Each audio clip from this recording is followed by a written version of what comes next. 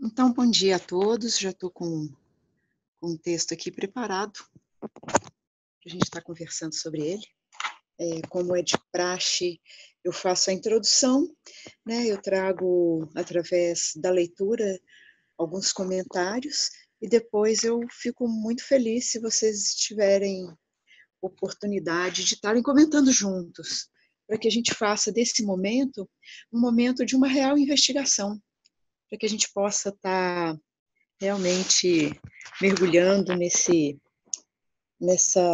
instrumento que é o reconhecimento de, do si mesmo, da verdade que a gente é, da verdade una que tudo é, e esses instrumentos tradicionais, clássicos, ancestrais e sempre presentes, de investigação da real natureza do que é, vai estar sendo aqui esmiuçado através de dois textos, um texto primeiro do Ramana, que tem se não me engano, um livro, porque eu tenho ele aqui em PDF, mas eu acho que é um livro, que chama Quem Sou Eu, do Ramana Maharishi. Nenhum livro é escrito por ele, todos os livros do Ramana são compilações de entrevistas e conversas, e o outro texto foi um extrato que eu tirei do Ashtavakra Gita, que é um texto também ancestral, dessa linhagem da não dualidade. O Ashtavakra Gita é uma conversa de um sábio com um rei. O rei pede ajuda para esclarecer o caminho da libertação, do desapego e da autorrealização. E o Ashtavakra, o sábio, responde. E o primeiro capítulo ele indica todo o mecanismo de investigação e de realização e de descer a compreensão de um estado apenas intelectual, cognitivo, para um reconhecimento vívido, existencial. O segundo capítulo é o rei Janaka, eu não sei pronunciar, respondendo, celebrando como que o apontar do Ashtavakra ressoou dentro dele e a clareza se fez.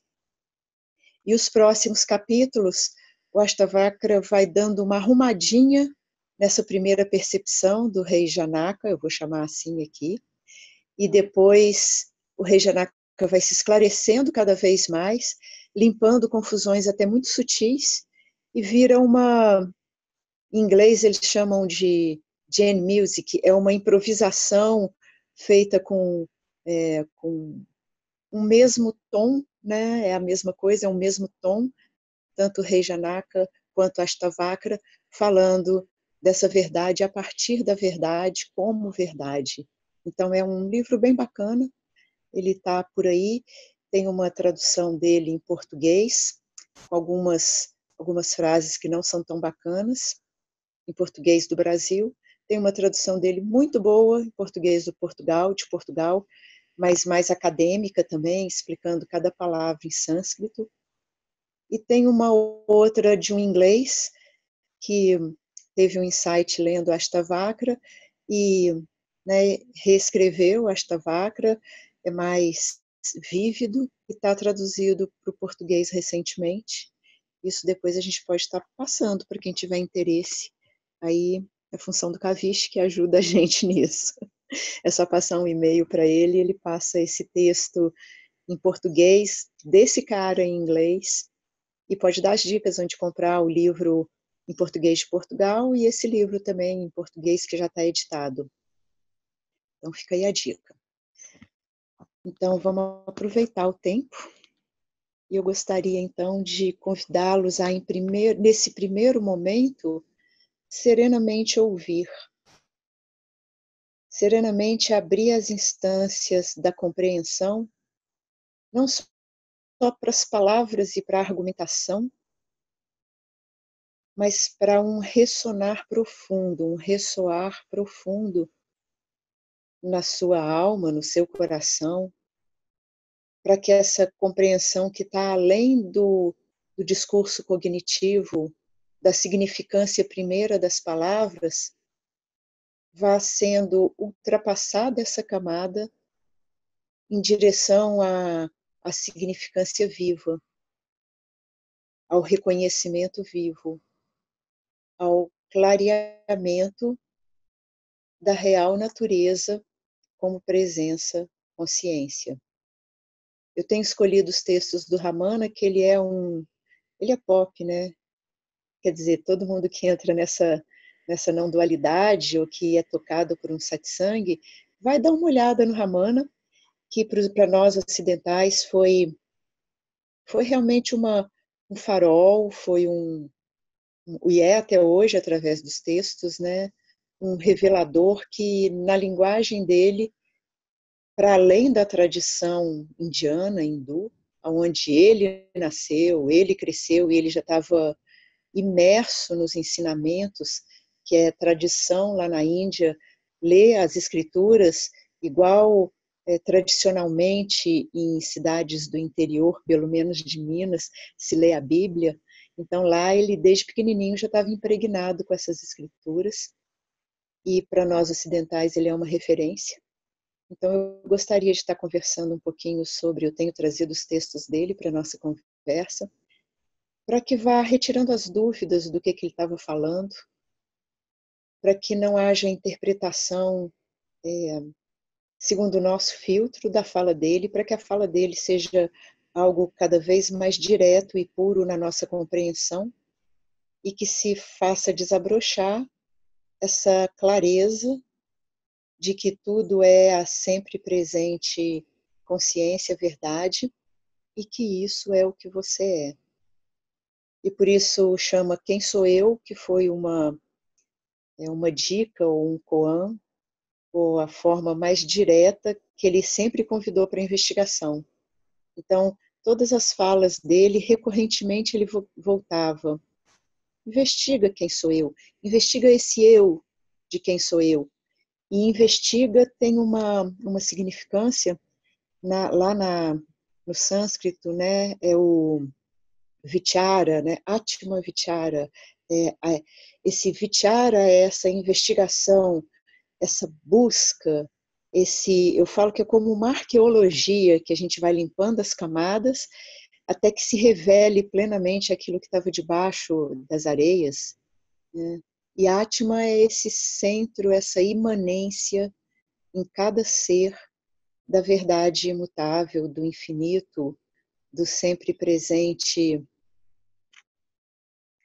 Brahman, do sempre presente infinito em cada um de nós. Então, Atma Vichara é essa dedicação ao pleno reconhecimento da sua real natureza. E ele começa, então, né, a primeira pergunta que é dirigida a ele é: quem sou eu? Então, o método que ele vai, se vocês pegarem aí o texto, ele vai por um método clássico, que é o da negação. Eu não sou o corpo físico, composto de 7 humores. A palavra em sânscrito é dhatus. Esse corpo físico composto dos 7 movimentos, das 7 energias, dos 7 humores, dos 7 líquidos, e são formas de descrição das camadas do eu pessoal. Primeiro, o corpo físico, as camadas de peles, ossos, sangue, linfa, água, órgãos, cérebro, coluna vertebral, e a fisiologia, né? A fisiologia do coração pulsando, dos intestinos absorvendo e excretando, dos pulmões metabolizando o ar, separando o oxigênio e eliminando o gás carbônico, da pulsação do pensamento, até como uma pulsação neurológica cerebral. É isso que ele chama dos 7 humores. Eu não sou os 5 sentidos: audição, toque, visão, paladar e olfato. Eu não sou esse corpo físico e a sua fisiologia. Eu não sou a função dos 5 sentidos, que é a função para a qual esse corpo foi desenhado. Né? Perceba como que, inevitavelmente, os 5 sentidos estão atuando. Se um deles estiver falho, os outros 4 estão aí, como numa cegueira, a visão não está presente, mas os outros 4 estão aí, como numa pessoa surda, os outros 4 sentidos estão aí, ou quando não tem nem visão, nem audição, o tato está aí, o olfato está aí, o paladar está aí, a função né, da percepção, sensação do corpo está aí presente, e são vínculos que são muito grandes na confecção do nosso ego, da nossa confusão. Porque dá muita impressão que sou eu que estou vendo. Dá muita impressão que sou eu que estou ouvindo. Verifica isso. Verifica como que esses órgãos dos sentidos, ou essas funções dos sentidos, é um dos ganchos que mais nos confunde e que tem que ser olhado com muita calma.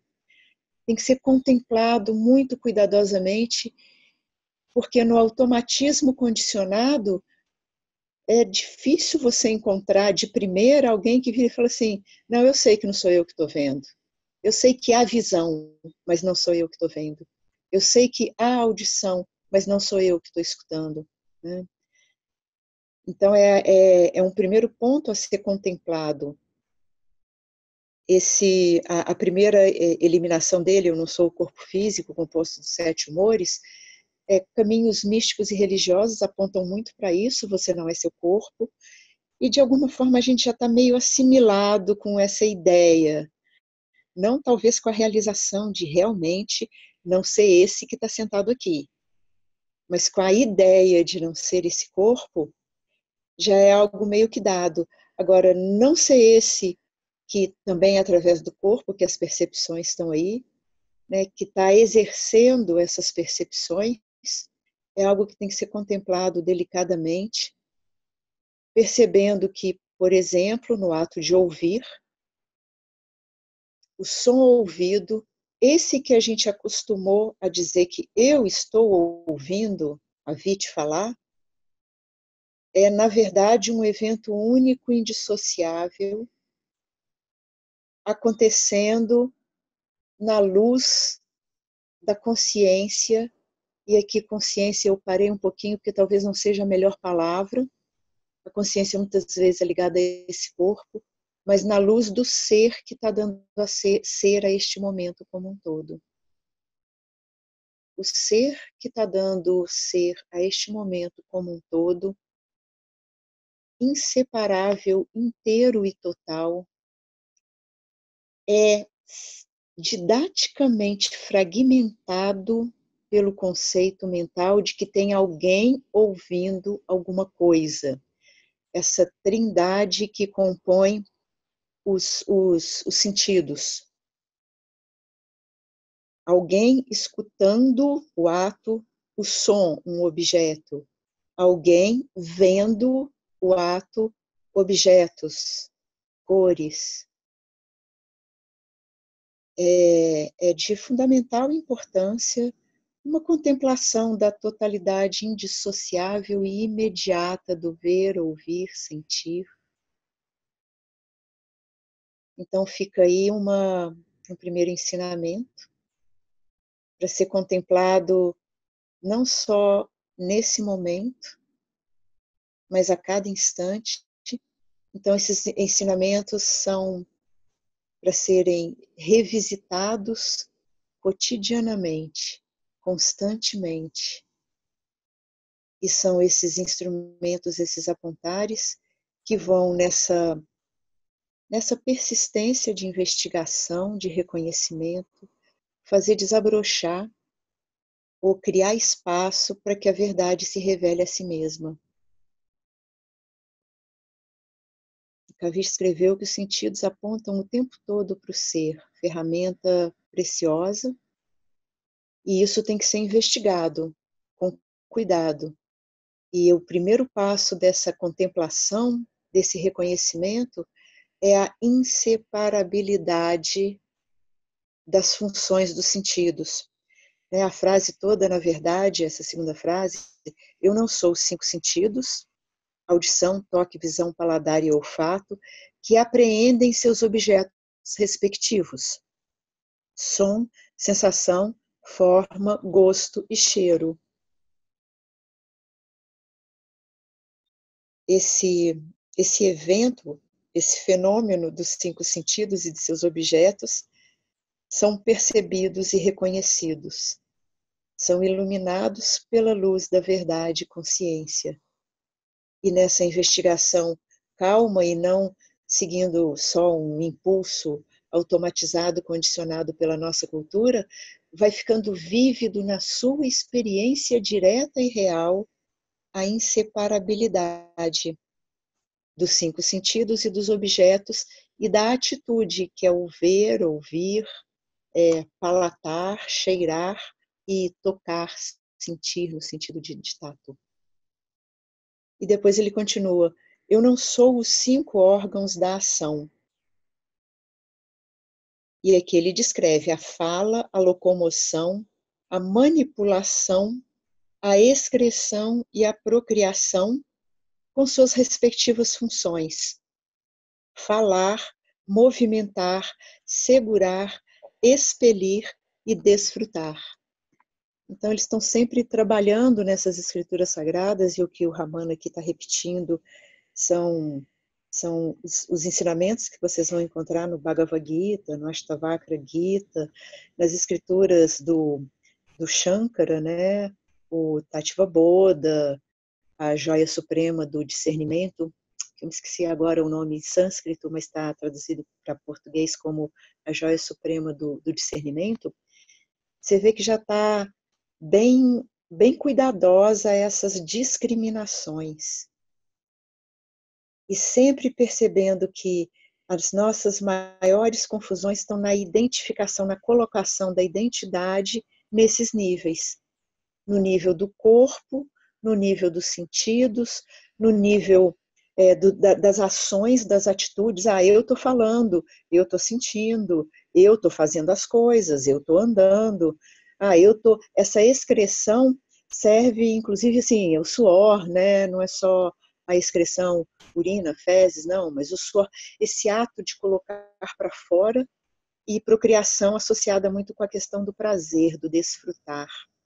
Então, ele está fazendo uma varredura, e todas essas escrituras fazem, ele está aqui trazendo essa atenção, ele está fazendo uma varredura da tua experiência desse momento. Volta e meia começa um satsang falando isso. É isso mesmo, Kavish. Quantos detalhes em tão poucas palavras, está direto pra caramba aqui. Para que você pare um pouquinho e veja qual é a minha experiência do agora. Porque a iluminação, a revelação, é a tua experiência de existência nesse momento.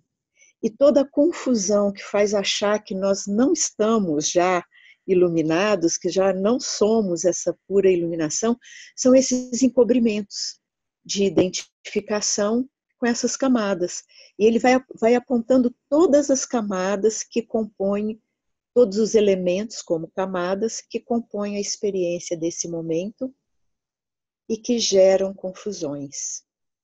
A identificação, o não investigar, o não perceber detalhadamente, o não reconhecer, o não dar-se conta de que essas camadas estão todas aí presentes e são ganchos de confusão de identidade, faz com que o automatismo, sem perceber subconscientemente, está te fazendo identificar com esse corpo aí, eu estou ouvindo um som, nossa, estou com gosto bom na boca, minha barriga está fazendo barulho, estou com vontade de fazer xixi, ai, que delícia, olha que cheiro bom passando, que são os prazeres, os desfrutes.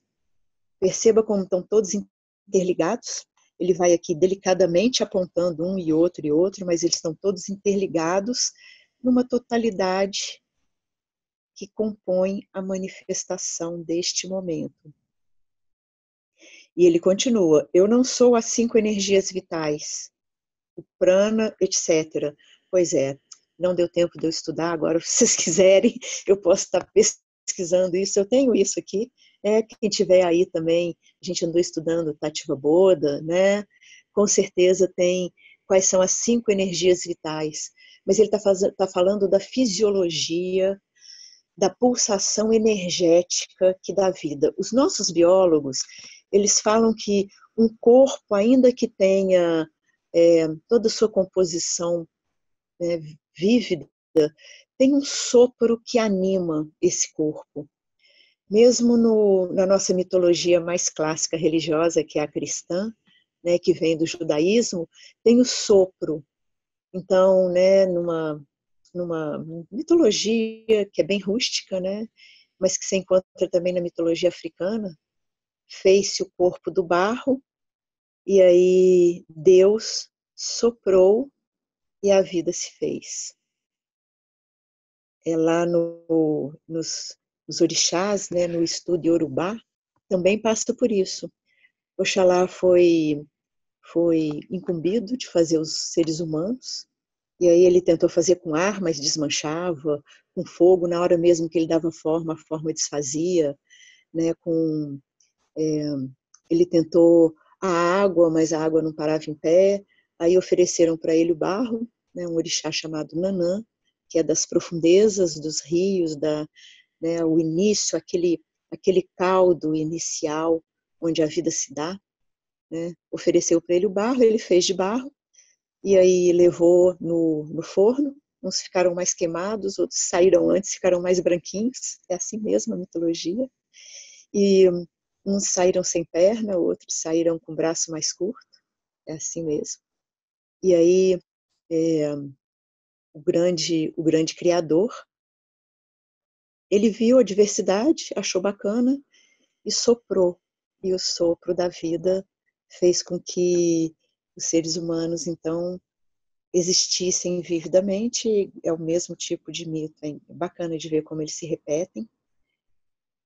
E então são essas energias vitais, esse fluxo de energias vitais que fazem essa vida nesse corpo ter o seu tempo, o seu prazo de validade, suas várias formas mais agitadas, mais serenas. E quem estuda um pouquinho de Ayurveda e de medicina dessa linhagem estuda bastante isso daí.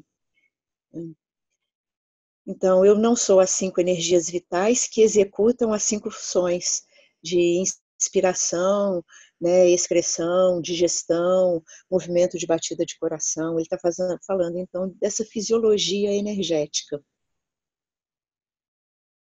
Ele está falando, eu não sou isso. Eu não sou o corpo físico, nem as suas funções, nem os seus sentidos.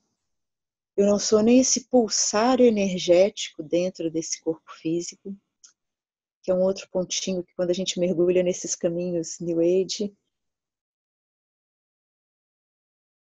né, a Jaya postou 5 coxas, né, mas aí são as 5 coberturas, Jaya, depois a gente pode até conversar um pouquinho. Ele está falando das 5 energias, né, das 5 forças que pulsam, dando vida a esse corpo. E ele está falando, eu não sou isso. Quando a gente, né, vai penetrando na busca e encontra esses caminhos místicos, energéticos, New Age, perceba que a gente está sempre buscando um reajuste, na verdade, um tipo de medicina para curar não só fisicamente nosso corpo, fisiologicamente nosso corpo, mas aí, como a Jaya estava apontando aqui, né, também o corpo sutil, as nossas emoções, nossos excessos de pensamentos. E sim, tem toda uma medicina vinda lá do Oriente em cima dessa compreensão energética. E o Ramana vira e fala assim, eu não sou nenhuma dessas instâncias. Isso que você está tentando reajustar e curar não é você. E uma das formas, dos métodos mais diretos de perceber que não sou eu, isso também está sendo visto, isso também está sendo observado.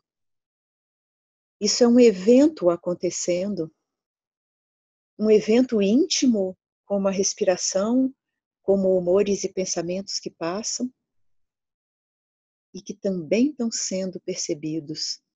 E aqui a palavra íntimo tem o significado de estar ligado com uma sensação desse eu individual, que ultrapassa apenas o mundo externo, que é que a gente pode falar assim, eu estou vendo o computador na minha frente, eu estou ouvindo os barulhos do carro na rua, mas os pensamentos que estão passando aqui têm um grau de individuação que o som, se a gente estiver na mesma sala e um cachorro lá fora latir, a gente fala, oh, você ouviu o cachorro latindo? O outro falou, ouvi. Então tem um grau de uma experiência comum entre os indivíduos, mas o teu pensamento não é uma experiência comum entre os indivíduos. Tem um grau a gente chama de idiosincrasia, é que acontece com essa pessoa e só ela. Ninguém de verdade sabe dos seus pensamentos, das suas sensações, das suas emoções. É um evento que tem a característica de ser diferente em cada indivíduo, assim como uma folha de uma árvore é diferente da outra folha da árvore, ainda que, para quem conhece, se eu pegar uma folha de goiabeira, eu vou saber, essa folha daqui é de goiabeira. Se eu pegar uma outra folha, eu vou saber, essa daqui é de um eucalipto. Mas uma folha de eucalipto é diferente da outra.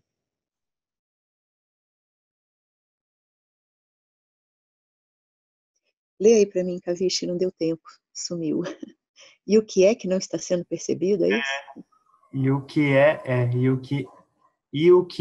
que não está sendo percebido. Eu falei, bacana essa forma de reversão do olhar, né? Porque tudo que a gente faz no dia a dia, qualquer que seja a ação, a própria investigação está sendo percebido. E o que é que não pode ser percebido? Ok. Uhum. Tudo isso que ele está apontando aqui, como Caviche está chamando a atenção, são objetos, fenômenos que estão sendo percebidos. E o convite que se faz sempre presente nesse Quem Sou Eu, que vai estar aqui no fim desse parágrafo, e é isso, que não pode ser percebido, mas que a tudo percebe. E o Caviche falou uma coisa bacana também, mesmo a gente fazendo investigação e contemplando, também está sendo percebido. O que é isso que não pode ser percebido, essa imediaticidade viva, sempre presente, onde tudo mais está sendo percebido? Eu acho que o que é bacana é esse passo sempre andar junto com a investigação, né? Sempre o olhar tá ciente, né, disso que não pode ser percebido. E isso é fundamental, para que a gente não fique apenas ganhando um novo modelo, né? Porque todas essas formas de apontamento das escrituras, inclusive essas mais tradicionais, mais antigas, elas são modelos que fazem essa reversão do olhar. É um modelo para contrapor ao seu modelo condicionado. Por isso que se diz, deixa de lado um pouquinho o seu modelo, eu estou vendo as coisas, eu estou escutando as coisas. Nossa, como eu me sinto bem. Nossa, eu preciso me cuidar, estou com a mente tão agitada. Esse modelo que é tão condicionado, tão dado, deixa ele de lado um instantinho e agora mergulha nesse outro modelo e vê se ele não faz mais sentido para a sua experiência direta.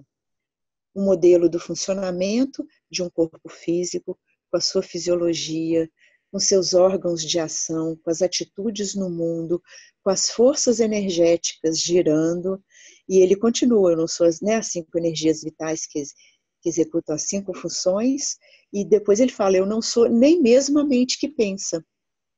E já é esse ponto que o Caviche estava chamando a atenção. Mesmo esse tipo de investigação que utiliza esse instrumento racional, cognitivo, Ramana, aqui, ressoante com esses ensinamentos e esses apontares de todos os sábios, falam, eu não sou nem essa mente que pensa e que investiga. Eu não sou o estado de incognoscibilidade. Eu não sou também esse vazio que muitas vezes a gente tem em experiências místicas, quando a gente faz uma meditação zazen, ou em algum momento das meditações dinâmicas, ou em algum momento onde simplesmente andando por aí dá um esvaziamento de si, e nesse esvaziamento de si as imagens e os funcionamentos dos sentidos se esvaem e parece que você é o vazio total.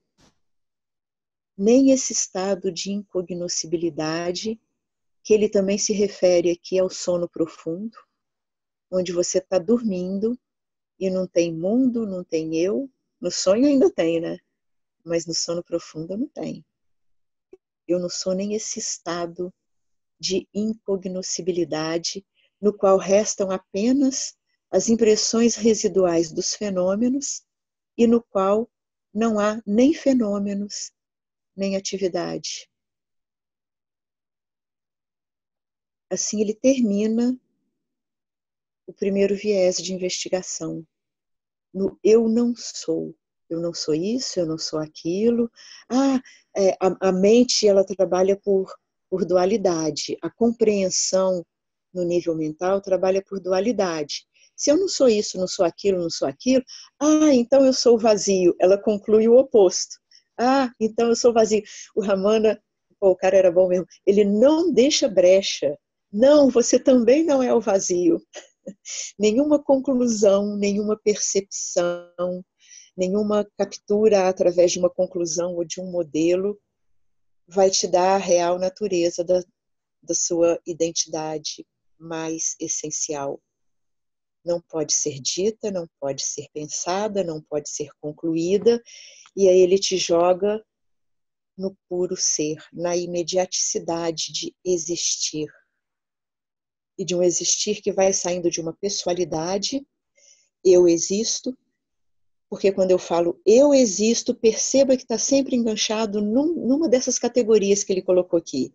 No corpo, no pensar, nos cinco sentidos, nas atitudes, na mão que mexe, na mão que apreende, na respiração que pulsa. Sempre que eu falo eu existo e penso num eu individual e me refiro a um eu individual, eu estou sempre ligada a uma dessas questões aí. Eu estou sempre construída, esse eu está sempre construído sobre uma dessas questões aí. Um corpo, uma fisiologia, um pensamento, um humor, um movimento energético. E aí ele vai direto, ou você não é isso, você não é isso, você não é isso. Chega de se enganar, chega de se confundir. E ele te joga no vazio, pum.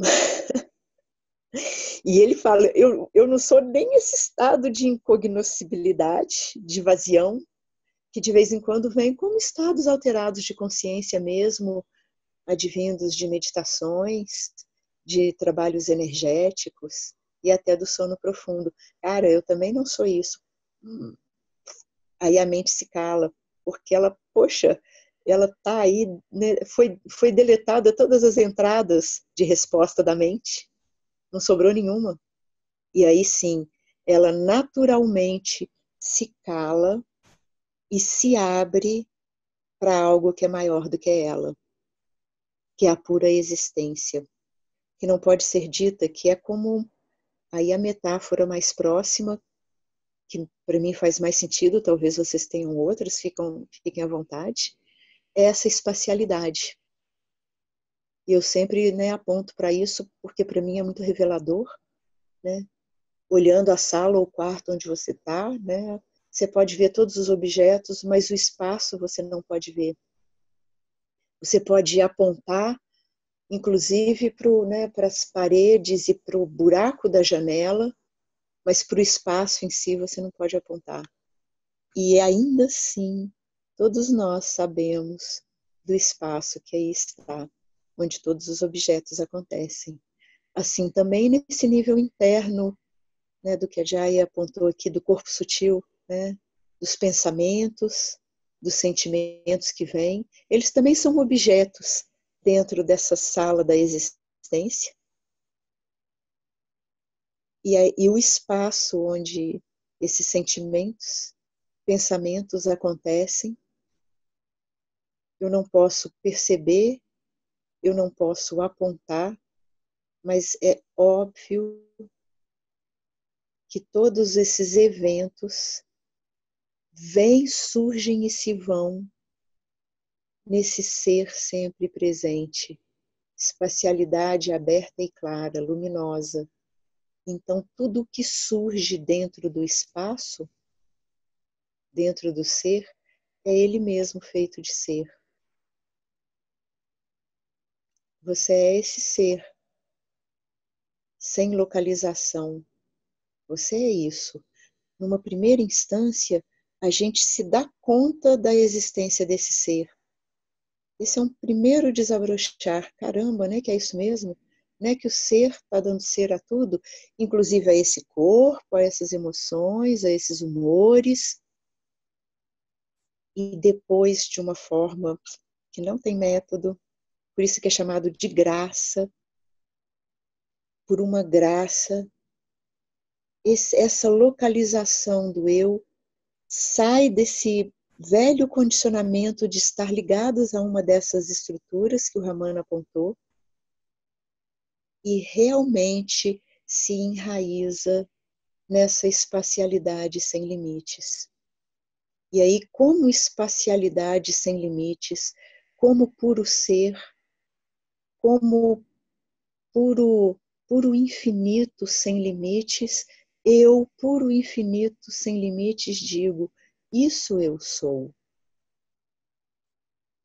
E aquele velho euzinho que tinha uma construção em cima do corpo, das suas funções, dos seus pensamentos, da sua memória, das suas histórias, das suas projeções do futuro, dos seus medos, dos seus desejos, agora já não recebem mais o nome de eu, mas são apenas eventos que surgem, têm suas próprias formas de se desenrolar num tempo aparente, nesse eu infinito e sempre presente, que agora eu digo, sim, isso eu sou. Essa espacialidade sem limites, sim, isso eu sou. Mas não como uma identificação, eu, um espaço cognitivo, percebendo que sou isso. Ainda é o que eu chamo de um amálgama, tem uma expressão que um amigo meu diz, né, um blended, um amálgama, que a imagem que eu tenho é o Durepox, que tinha né, uma barrinha branca e uma barrinha cinza, a gente misturava um e outro, misturava, e ficava um cinza claro. Esse tipo de amálgama. Então, quando eu falo, eu saquei, eu sou a pura consciência, aí já é níveis muito sutis, porque também eu estou conversando aqui com algumas pessoas que eu estou vendo pela primeira vez, mas eu estou conversando com pessoas que já estão num grau de investigação e maturidade que a gente está caminhando juntos há um tempo, né, já bem amadurecido, né, um tempo que já deu tempo para uma maturidade muito grande. Então eu estou falando de um nível de sutilidade que acontece nesse despertar, onde há uma instância muito profunda de uma compreensão que, mesmo que já tenha deslocalizado o eu desse corpo, dessas funções, desses pensamentos, dessas emoções, e diz, eu sou essa espacialidade infinita, a luz que tudo ilumina, eu sou Brahmana, essa linguagem clássica que o Ramana traz, da cultura dele. Ainda quem está falando eu sou, a agoreidade, a imediaticidade sem limites, ainda é uma instância construída, esse blended, que também uma hora vai, por si só, se deslocar para a pura espacialidade como sendo a minha face sem face. E não a minha face sem face, a face sem face, que é o que eu sou. Eu, essa face sem face. Eu, esse infinito sem limites. Eu que não tenho nome. Eu, aonde tudo mais surge e se vai. Eu, do qual todas as coisas são feitas, tiram o seu ser. Eu, que sou todas as coisas e nenhuma coisa em particular. Isso é o que eu sou.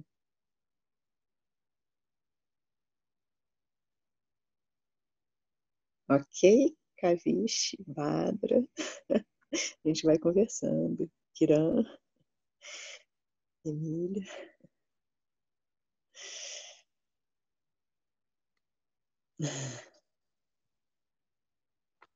E aí, terminando o Ramana aqui, eu não sou o estado de incognoscibilidade no qual restam apenas as impressões residuais dos fenômenos e no qual não há nem fenômeno, nem atividade. Se eu não sou nada disso, então quem sou eu? Depois de negar tudo o que foi mencionado como não isso, aquela consciência que permanece por si só, eu sou aquilo. Olha como é que para dizer positivamente o que eu sou, fica complicado. Complicado não porque isso que eu sou é complicado. Isso que eu sou é a coisa mais simples do mundo. Mas as confusões, as sobreposições sobre esse infinito que eu sou é que é complicada, toda entranhada. Por isso que na hora de negar, de fazer eu não sou isso, eu não sou isso, eu não sou isso, tem uma lista enorme, facinho de se dizer. De alguma forma a gente sempre estudou isso. Eu lembro lá na minha época era a terceira série primária, que eu tinha 9 anos de idade, eu estudei o tato, a audição, a visão, todos nós passamos por isso, né? Depois, um pouquinho mais velha lá, na sétima série, estudei a fisiologia, o coração batendo, o suor que sai, a excreção que elimina, o gás carbônico que sai, porque o corpo tem essa fisiologia. Nós estudamos esses elementos. E depois também, de uma forma mais sutil, a gente não tinha ainda psicologia lá no primeiro, segundo grau, né? Mas assim, mais cedo ou mais tarde, ou até pelos poetas, eu lembro que eu estudava Drummond, né, e Vinícius, e o amor e Camões, o amor é fogo que arde sem se ver, e aí o que é o abstrato, o que é o concreto, a gente estudou isso tudo.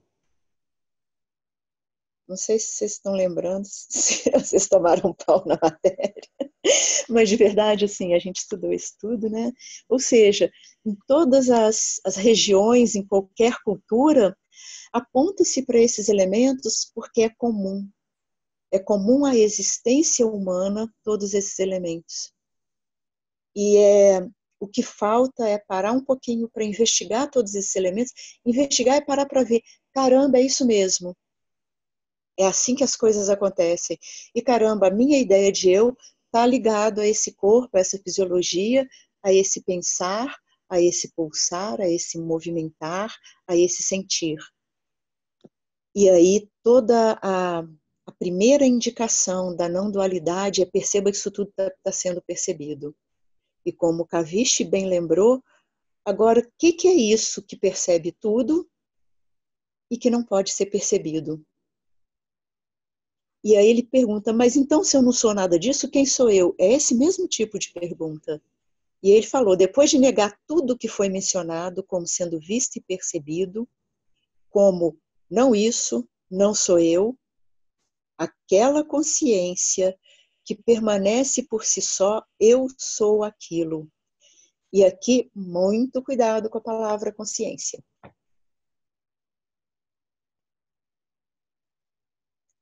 Quando eu andei lendo essas coisas todas,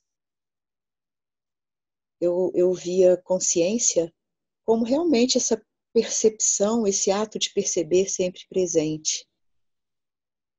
E aí tem uma reflexão, reflexão igual espelho que eu estou falando aqui, uma reflexão, um refletir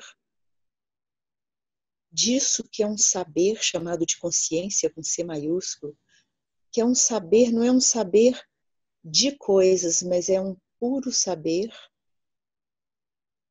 que a cada experiência vivida, a cada momento acontecendo, só acontece na luz da presença, ser, consciência, saber. Esse saber é mais próximo da luz que ilumina, e também é uma metáfora. Se eu entro num lugar totalmente escuro, eu não consigo ver as coisas que estão ali dentro. Se há algo que está sendo visto, é apenas um pretão, uma escuridão imensa. E quando se acende a luz, eu vejo quadros, tapetes, móveis, panos, pessoas, gatinhos, borboletas. É essa metáfora da luz, do saber. Cada evento que acontece sem a luz do saber é como se fosse esse pretão, o incognoscível, o sono profundo onde não tem objetos. Na luz da consciência que ilumina, os objetos aparecem. Essa consciência com C maiúsculo, ela sabe do momento sem objetos e do momento com objetos. Ela sabe daquilo que tem movimento, coisas, sentimentos, e sabe do sono profundo onde não tem nada disso. De um samadhi, de um momento de meditação onde sumiu tudo. É esse saber que sabe da mente agitada e da mente calma. É a pura vida. Antes de passar para o Ashtavakra, a Jaya escreveu algumas coisas. Deixa eu ir lá dar uma olhadinha.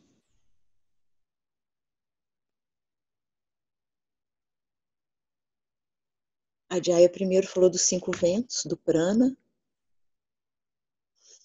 que é o prana, apana, samana, udana, viana. E aí vocês podem depois dar uma olhadinha para quem se interessa, né? Mas olha só como vai descrevendo a fisiologia, né? Quem fez medicina, quem fez, né, fisioterapia. Olha como é que descreve tudo aí. Tem essa sutileza de um dedicar-se. Aí depois ela comenta essa investigação, né?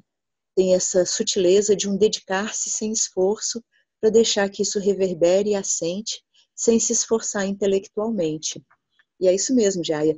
Tem essa investigação, por isso que eu sempre paro um pouco nessa palavra e falo um pouquinho mais sobre ela, porque investigação, automaticamente, a gente associa com aprender as disciplinas, igual a gente aprendeu na escola.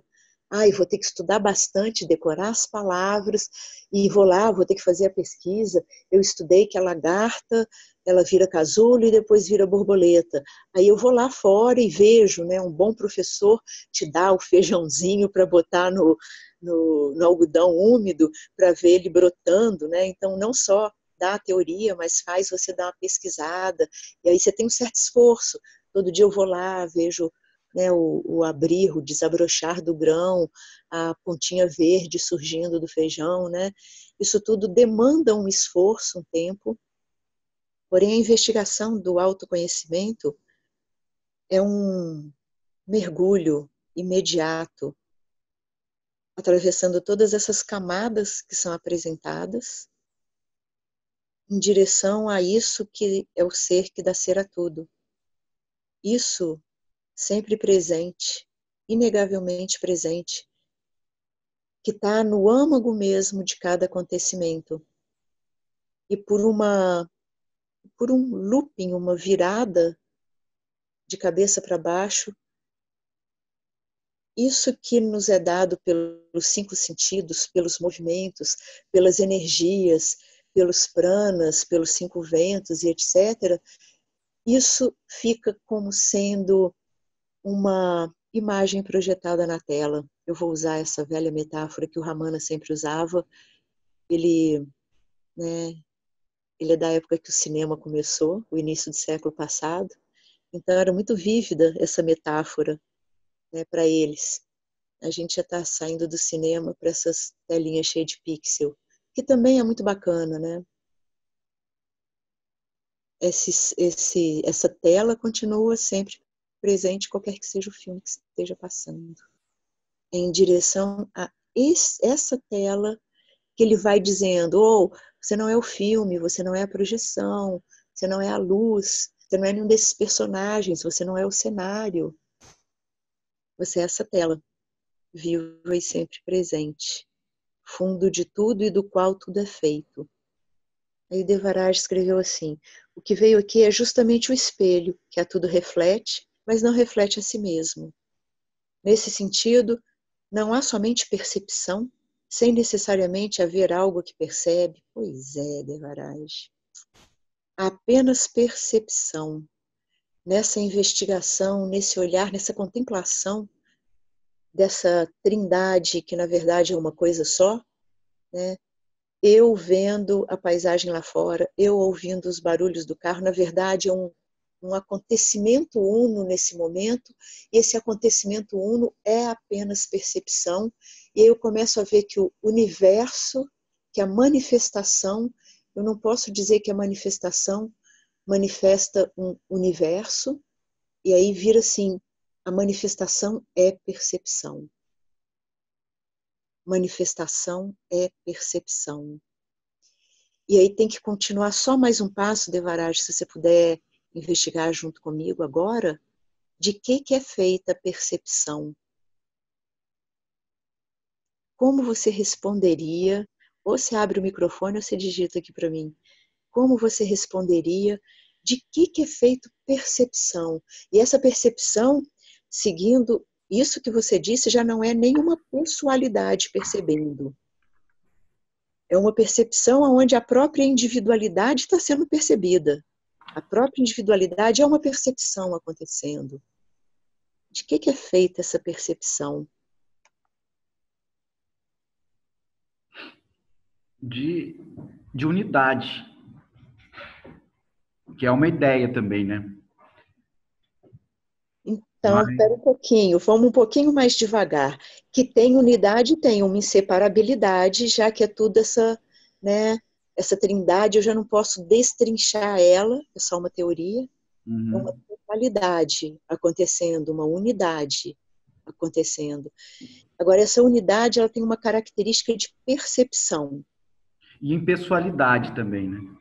Com certeza, impessoalidade. Até o eu pessoal é uma percepção, é um objeto percebido. E esse objeto percebido também não é separado da percepção. Então, tem um percebedor impessoal, que nem é percebedor, é só percepção. Vamos um pouquinho mais. O que seria percepção? Eu diria, por exemplo, a ideia do espelho, voltaria para a ideia do espelho, que no fundo o espelho se dissolve em si mesmo, ele nem é espelho.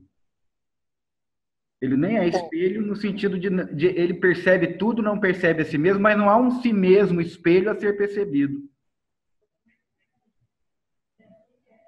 E quando você fala de percepção, quando a gente fala de percepção,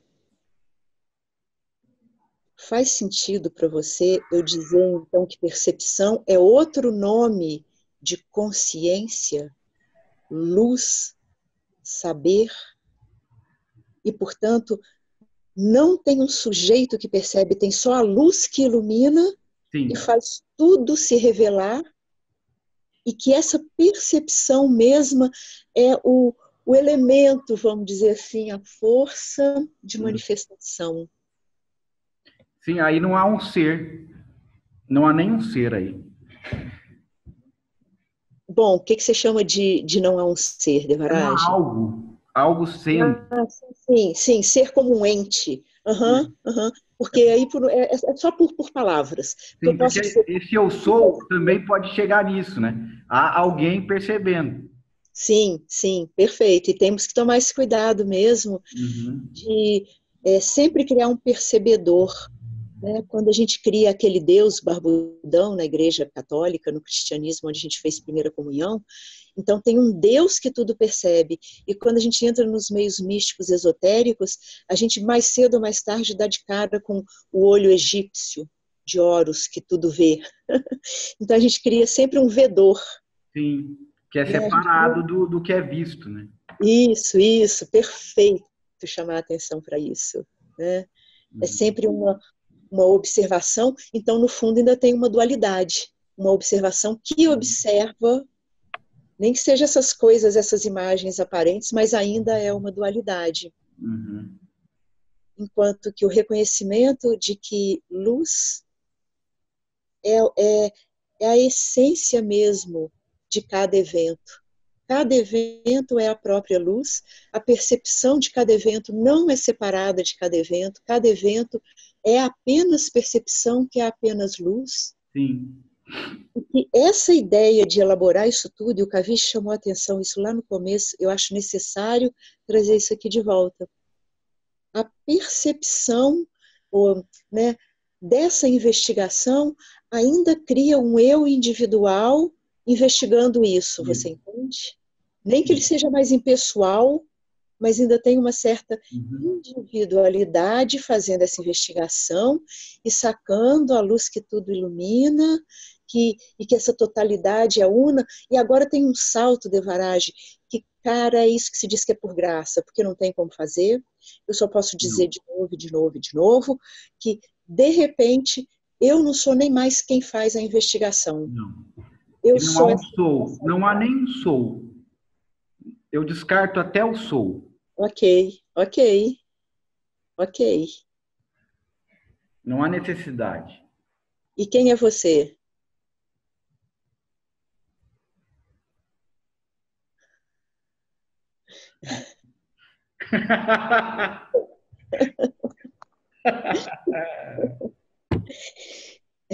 Namastê.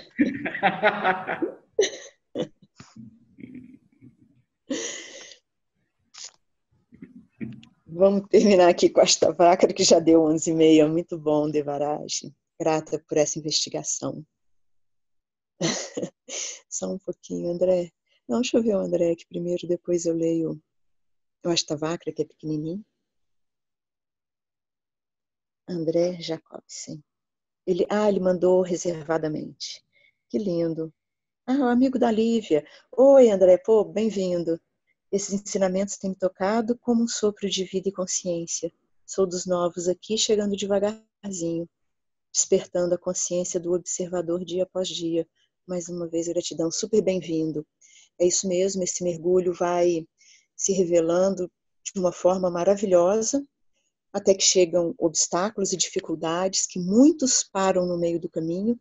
Então, eu estou te falando isso para convidar para estar mergulhando fundo e não deixar que um momento difícil, cheio de dúvidas, te estagne, e me colocar às ordens para a gente conversar. E te convidar para estar perto lá, fala com a Lívia, participando dos grupos lá em Juiz de Fora. E nos retiros também, tá bom? Gratidão. Namastê. Então, o Astavakra, eu separei esse trecho que ele dialoga com o papo lá do Ramana.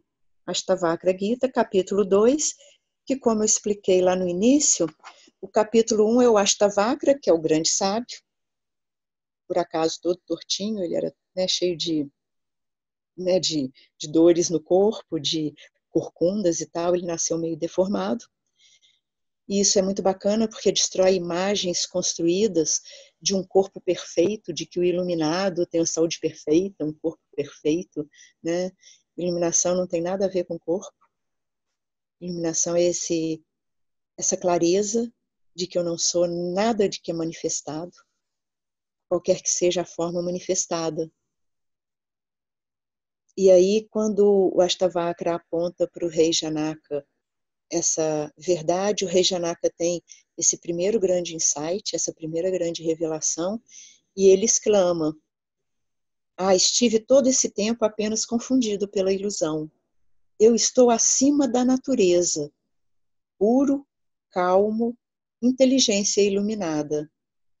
Assim como eu, o ilumino este corpo, assim ilumino o universo.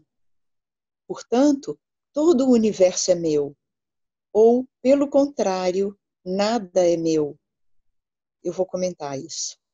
Tendo renunciado ao corpo e ao universo, imediatamente, pela virtude provinda de parte alguma, é verdadeiramente contemplado por mim, o Supremo Espírito.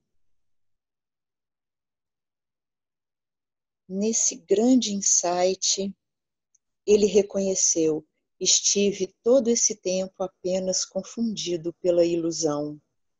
A ilusão de ser esses pranas, esse corpo, esses movimentos, essa memória, essa historinha de vida, esse que vê, esse que escuta. Quando ele foi sacando, caramba, eu estive apenas confundido pela ilusão. Eu estou acima da natureza. E aqui, natureza, nessa linguagem que vem da Índia, do sânscrito, é tudo o que surge. Natureza é também o prédio que eu moro, o sapato que eu visto, o tablet que eu estou dando, é tudo que é manifestado, pelo qual a gente está fazendo Zoom. Isso tudo é a natureza. Ele falou, eu estou acima da natureza, puro. Ele não se mistura com nenhum dos elementos. Calmo, está além das agitações energéticas, está além dos movimentos, inteligência iluminada, puro saber. A luz que joga luz e dá luz que tudo é feito, do qual tudo é feito. Assim como eu, com E maiúsculo, ou ilumino esse corpo, assim ilumino o universo. E aí também tem uma investigação que é bem interessante quando a gente vai mergulhando nesses detalhamentos, é que da mesma forma que eu reconheço o ser em mim, eu agora reconheço o ser que dá ser em tudo. E muito bonitinho a gente falar da árvore e do passarinho, mas na hora que a gente está conversando com a esposa, com um cara chato no barzinho discutindo política, é reconhecer o ser que dá ser a tudo. Que ali também está o ser. Que isso é o ser se manifestando. E assim como eu ilumino esse corpo, ilumino todo o universo. Portanto, todo o universo é meu, ou tudo sou eu. Todo o universo é meu. Ou, pelo contrário, nada é meu, no sentido de que eu sou o ser que tudo ilumino. E todos os eventos e manifestações são aparências que acontecem e se vão, acontecem e se vão. Então eu posso dizer que tudo é meu, como eu sou a substância que dá a vida e crio tudo, como eu posso dizer, nada é meu, porque todas as criações vêm e vão, e eu permaneço sempre puro, calmo, inteligência que a tudo ilumina e, que, né, e da qual tudo é feita. Para quebrar isso que eu estava conversando com Devaraj, de que a inteligência que tudo ilumina ainda tem uma sutil dualidade de estar iluminando os eventos. Mas os eventos que acontecem dentro dessa luz também é feito de luz, também são feitos de luz. Tudo é a luz que eu sou. E eu sou a luz, intocada por cada evento, sendo cada evento a cada instante. Eu sou essa espacialidade infinita e sem limites. Isso é o que eu sou. Essa forma de trabalhar paradoxalmente, né? Percebo que desloca ainda mais esse senso de, de pessoalidade, de indivíduo que percebe ou que nega as coisas, né? Fala mais um pouquinho. Não, é que surgiu por essa forma que o Ramana negou ali, né? Fez a negação e no final ele deixou esse apontar, eu sou aquilo, né? Apontando para algo que não pode ser descrevido como as coisas que ele descreveu acima, que estão sempre mudando, né? E quando faz essa forma de dizer que eu não sou essas coisas, mas elas acontecem em mim, assim, de uma forma mais paradoxal, né? Fica ainda Uhum. mais profundo no sentido de que não há alguém para entender isso. Não há algo, não há uma sacada, não há uma...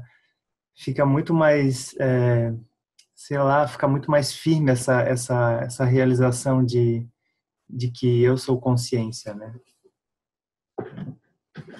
Perfeito. Isso mesmo. Isso mesmo. Nenhum resquício de dualidade entre percebedor, uno e criador e luz que tudo ilumina, e coisas outras que são iluminadas ou são manifestadas, mas não dois. É. Muito bacana. E que um bom tempo eu fiquei como a gente tem de costume, né? A gente tem esses modelos que a gente aprendeu durante a vida, né? Eu sou o corpo, eu vou atrás de felicidade, é isso que me traz felicidade. E aí, quando a gente é apresentado a esses modelos mais diretos, né? Da não-dualidade, ou que seja, do Zen, qualquer um, a gente tende a usar eles como a pura verdade, mas a gente não investiga e não olha para isso de verdade, né? A gente tende a usar isso como, sei lá, o Rupert falou, a Vit falou, então isso é a verdade. Então a gente não vê isso como um modelo sendo percebido e não olha para isso que percebe. A gente tem é um passo muito sutil assim que eu percebi aqui, né? Tem uma tendência de a gente estar investigando conforme aquele que está apontando como verdade, como sendo a verdade, mas de verdade a gente não olha isso na experiência direta, além dos conceitos, além do que foi aprendido, né? É do mecanismo de viciamento, de condicionamento, aceitar a palavra do professor, que está ensinando geografia, que está ensinando matemática, que está ensinando português, e também que está ensinando não dualidade, a gente repete o programa. E ainda que o professor esteja gritando no teu ouvido toda hora, ou investiga por si mesmo, a Buda, na hora de morrer, gritou no nosso ouvido, seja uma luz em você mesmo, não papagueie por aí, não repita igual que nem papagaio por aí os ensinamentos, é só uma forma de instigar essa camada de automatismo que naturalmente acontece.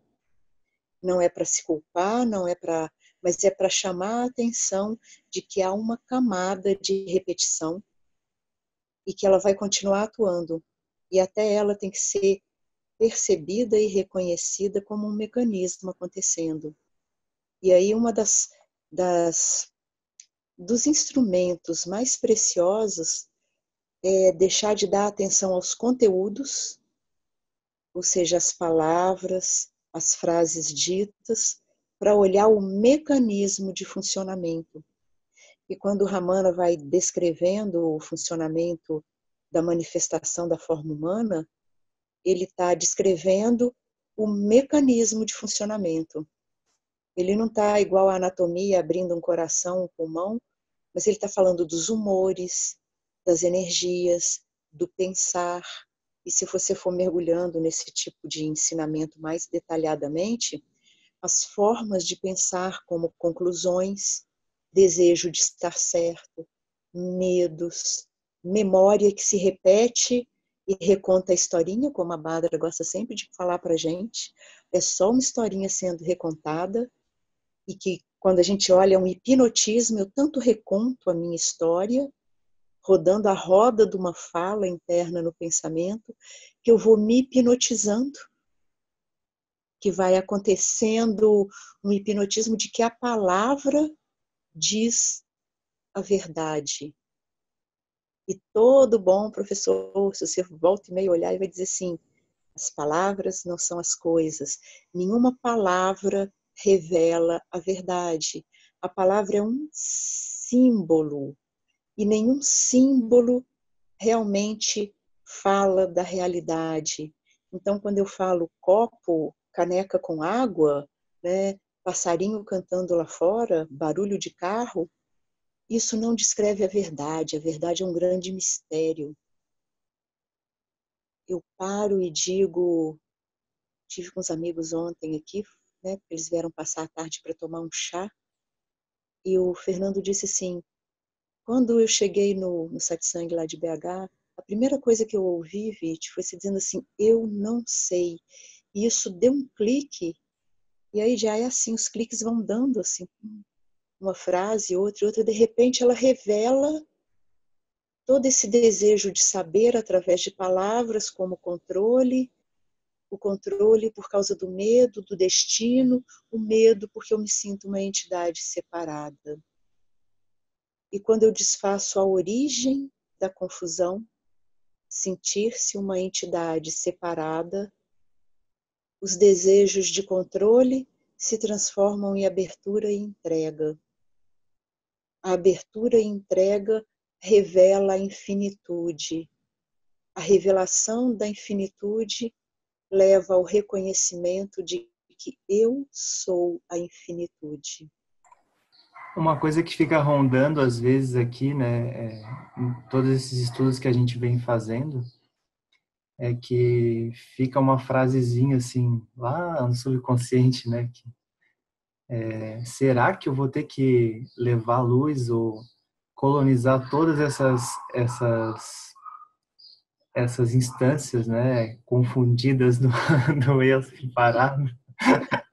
Isso não vai ter um fim, né, porque essa historinha recontada, como a Bárbara fala, né, do personagem, é o tempo inteiro a mente está recontando essas histórias, né, tentando se reforçar como alguém aqui dentro, né?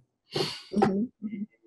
E o que me vem, assim, já escutei, acho que de alguma fala dos nossos satsangs lá anos atrás, uns 3 anos atrás, é que independente de que tenha que colonizar ou que tenha que levar a luz a essas camadas, ainda assim eu sou. E isso é de uma preciosidade que, porque esses tipos de falas, quando eles ressoam e reverberam aqui dentro, né, essas falas que são fica como se fosse uma ideia de continuidade, assim, né, de que tem que fazer, né? Não que não tenha que colonizar ou olhar essas camadas, mas o mais importante é isso que ainda percebe todas esses desejos de não querer ser mais confuso ou de querer a realização, né, definitiva, né?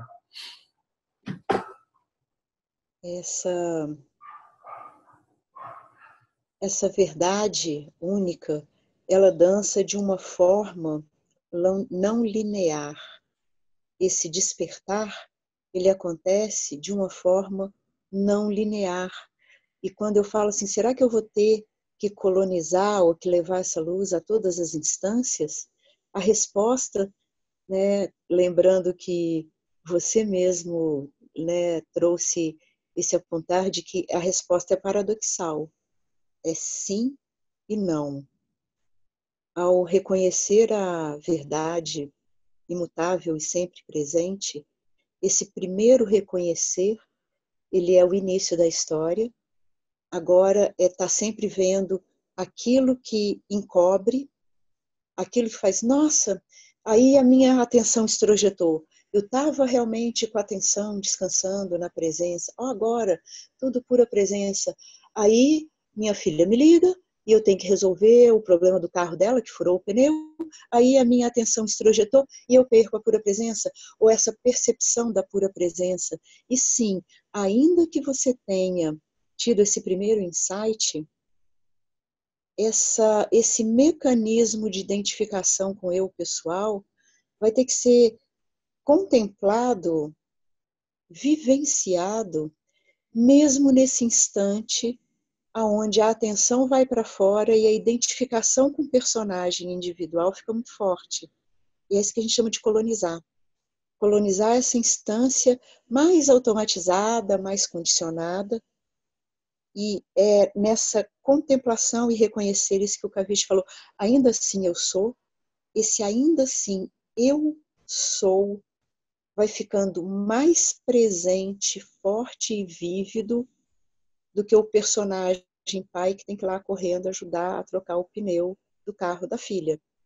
E ainda que o personagem pai vá lá trocar o pneu do carro da filha, o reconhecimento, a verdade, a identidade real, eu sou, está lúcida, clarificada, reconhecida, com mais força do que o personagem.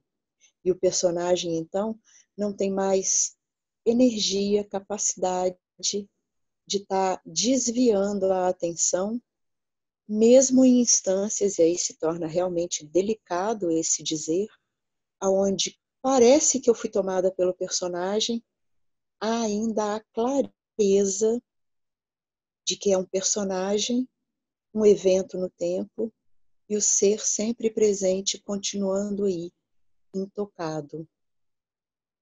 E sim, nesse desabrochar da verdade, ou nessa virada, nesse looping, que de repente eu falo, eu sou o infinito sem limites, não é eu sou o infinito sem limites, nem o eu sou o infinito sem limites, mas o infinito sem limites dizendo, sim, é isso que eu sou, o infinito sem limites.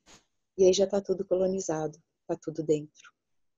Então, sim, tem um caminho, como a Jaya estava colocando, tem um caminho de investigação, uma dedicação, um esforço sem esforço.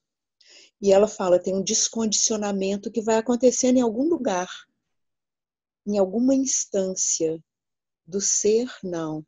O descondicionamento é esse mecanismo mental que faz uma distorção, como eu chamo de distorção, acontecer como a cobra sobre a corda. Uma sobreposição. Eu estou andando e acho que tem uma cobra ali, aí chega alguém atrás, joga a lanterna e eu vejo, caramba, é só uma corda.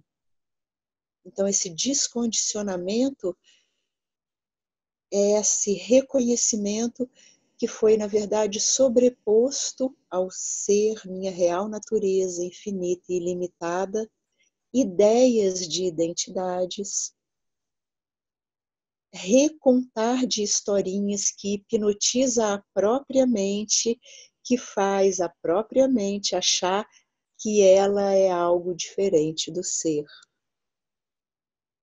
E a Emília fecha, saber que é percebido já é luz. Sim, Emília. E a gente conversou bastante lá em BH, né, sobre isso, e volta e meia eu gosto de falar sobre isso. Se você vira e fala assim, puxa, me perdi. Se você sabe que você se perdeu, o saber já está aí. E uma das formas de instigar isso psicologicamente é, se você disser para mim, puxa, perdi, me confundi, eu vou ter que te perguntar, será que você se confundiu mesmo? Você que está sabendo que se confundiu, será que você se confundiu mesmo? Você que está percebendo que perdeu, será que perdeu mesmo? Contempla isso. Contempla profundamente. Deixe-se impregnar. Lá em BH a gente falou assim, submerja. Submerja o relativo no absoluto.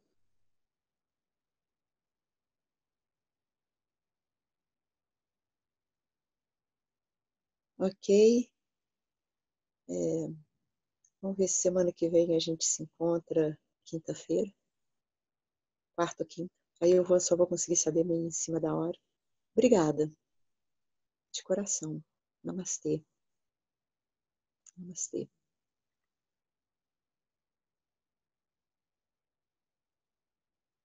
Semana que vem a gente está lá em São Paulo, ao vivo. Quem quiser um presencial, vale a pena mesmo.